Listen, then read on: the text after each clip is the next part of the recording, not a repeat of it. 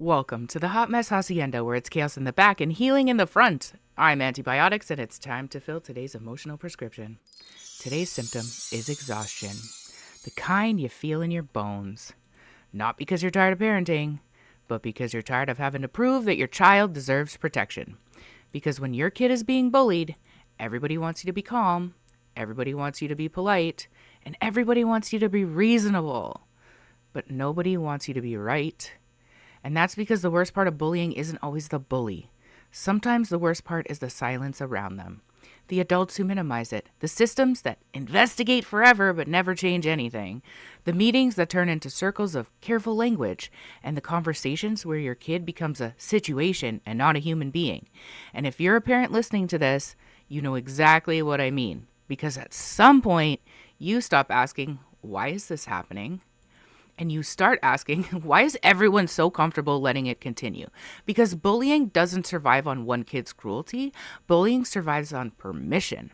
It survives on, we don't want to label anyone. We're doing our best. Kids need to work it out. There's two sides. Your child needs thicker skin, and I need you to hear me clearly. If your child has to develop a thicker skin at 8 years old, the adults failed. And I say 8 because that's when the damage gets sneaky. When it's little kids, adults treat it like it's harmless. They treat it like it's growing pains. But your child isn't growing through it. They're surviving it. And they're learning, I can't trust grown-ups to help. My pain is inconvenient. If I speak up, I'm the problem. If I cry, I'm dramatic. If I defend myself, I'm the aggressor. And then people want to act shocked when that child becomes angry, withdrawn, explosive, anxious, avoidant. No. That's not a behavior problem. That's a nervous system that has learned safety isn't a guarantee. And here's the part that no one wants to talk about. A lot of bullying continues because it's easier to manage the victim's response than it is to confront the bully's behavior. So they just say, just ignore it.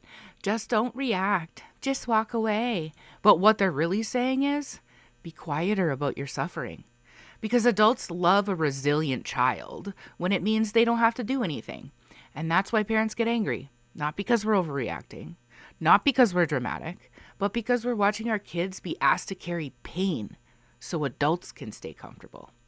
So let's talk a little bit about protocol. If your kid is being bullied and you keep getting brushed off, this is your reminder. Escalation is not aggression. Escalation is advocacy. Documentation is not being difficult. Documentation is protection. Asking for accountability isn't making it worse.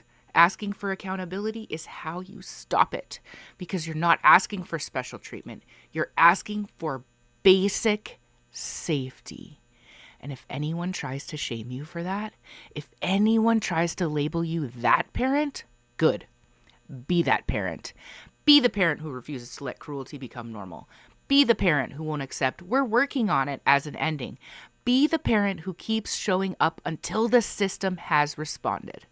Because your kid is watching, and they're learning whether adults will protect them or just manage them. So here's the prescription.